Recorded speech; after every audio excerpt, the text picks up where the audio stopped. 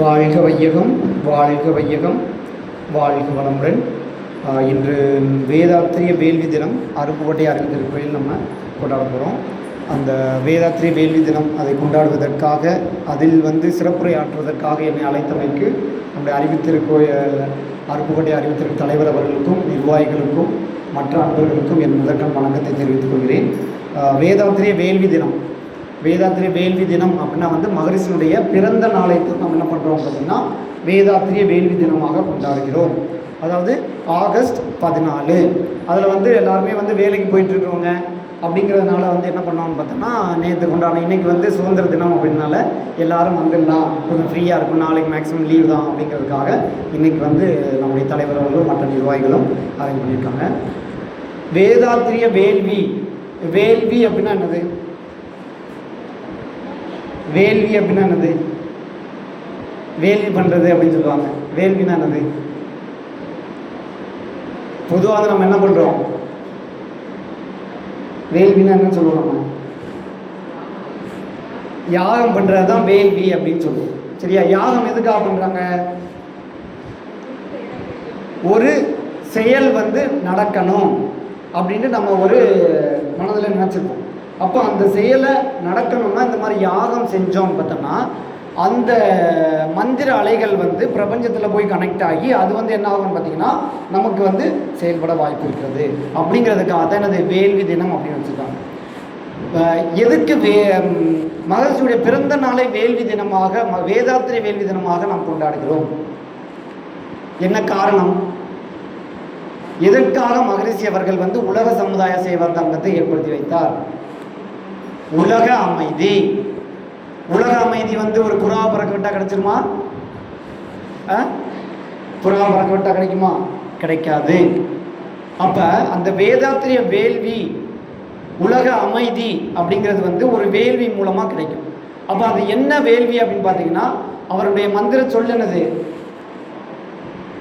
வாழ்க வளமுடன் அப்படிங்கிறது நார்மலாக இண்டிவிஜுவல் பர்சனுக்கு நம்ம சொல்கிறது.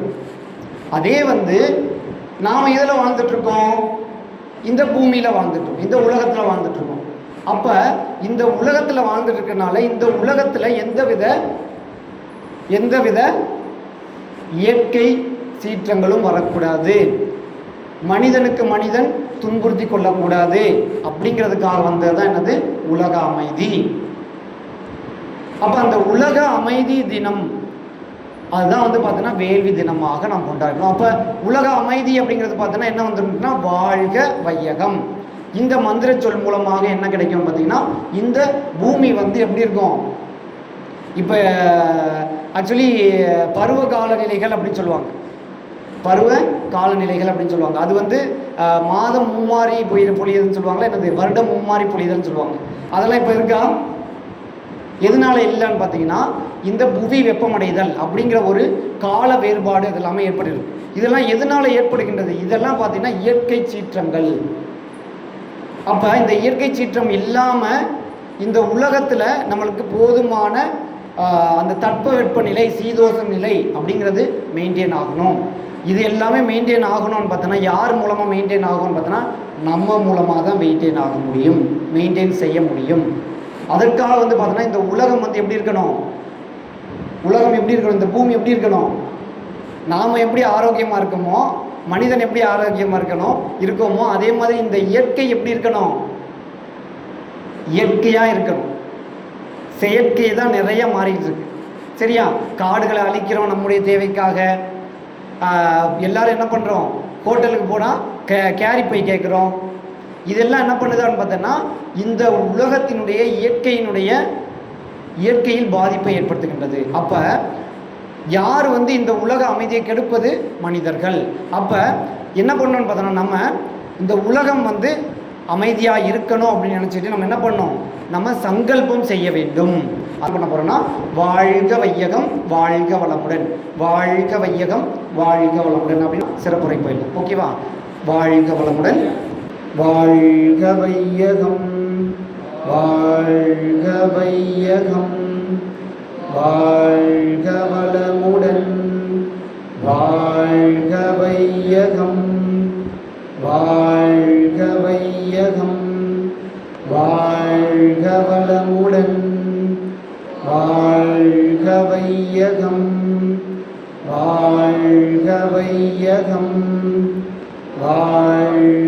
வளமுடன் வாழ்க வையகம் வாழ்க வையகம் வாழ்க வளமுடன் வாழ்க வையகம் வாழ்க வையகம் வாழ்க வளமுடன் வாழ்க வையகம் வாழ்க வையகம் வாழ்க வளமுடன் வாழ்க வையகம் வாழ்க வையகம் வாழ்க வளமுடன் வாழ்க வையகம் வாழ்க வையகம் வாழ்க வளமுடன் வாழ்க வையகம்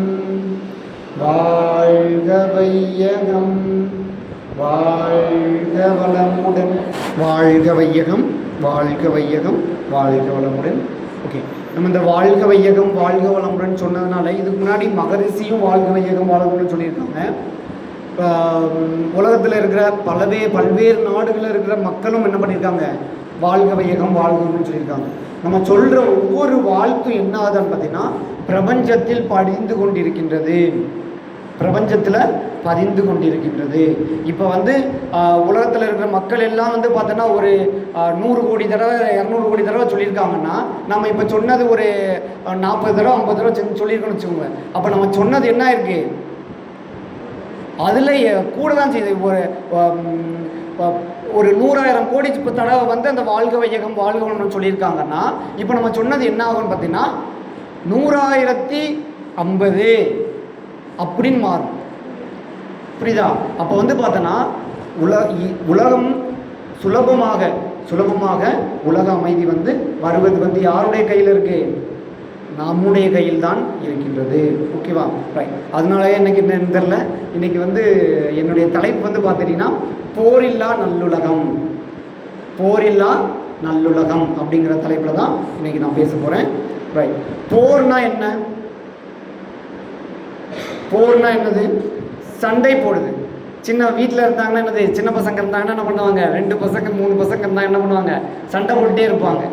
இப்போ முக்கியமாக என்ன சண்டை நடக்குது, ஒன்று மொபைலுக்கு சண்டை நடக்குது, அல்லது என்னது டிவி இருந்துச்சுன்னா எனக்கு அந்த சேனல் போடு இந்த சேனலை போடு அப்படிங்கிற மாதிரி சண்டை நடக்குது. இது குழந்தைங்களுக்குள்ளே நடக்கக்கூடிய சண்டை. அதே பார்த்தோன்னா பெரிய பெரிய தலைவர்களுக்கிடையே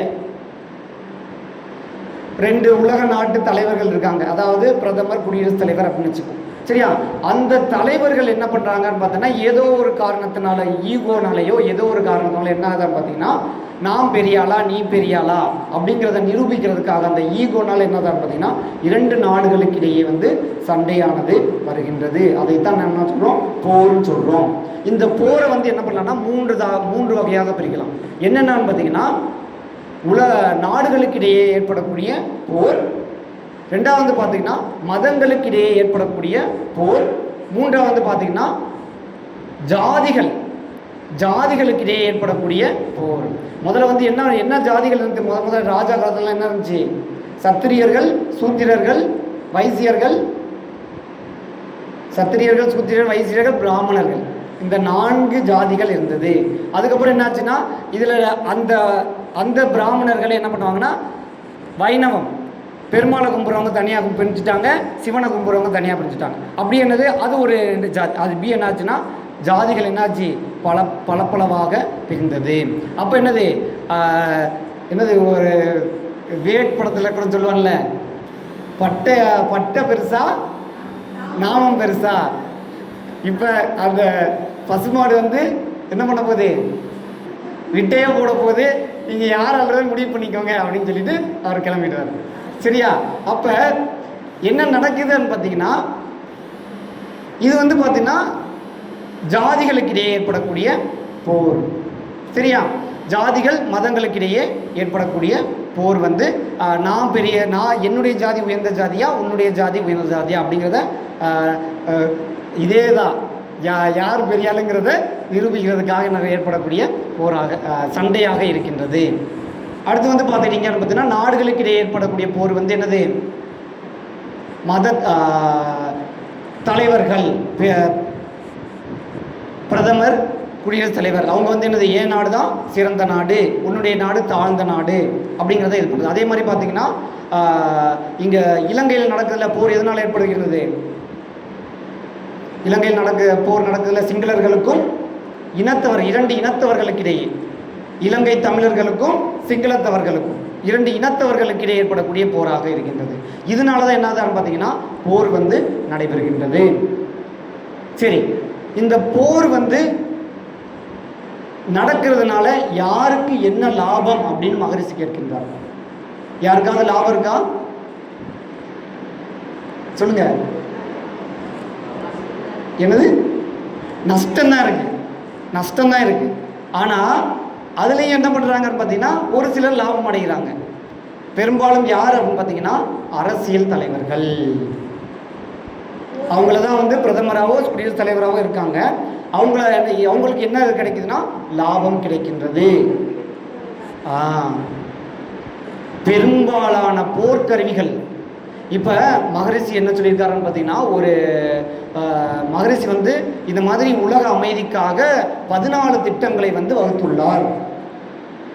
அது என்னென்னு பார்த்தீங்கன்னா, போரில்லா நல்லுலகம், பொருள்துறையில் சமநீர் நீதி, நேர்மையான நீதிமுறை, நில உலகோர் ஆட்சி, சீர் செய்த பண்பாடு, சிந்தனையோர் வழிவாழ்வு, சிறப்புணர்ந்த பெண்மதிப்பு, தெய்வ நீதி வழிவாழ்தல், தேர் திருவிழா தவிர்த்தல், சிறுவர்களுக்கே விளையாட்டு, செயல் விளைவு உணர்கல்வி,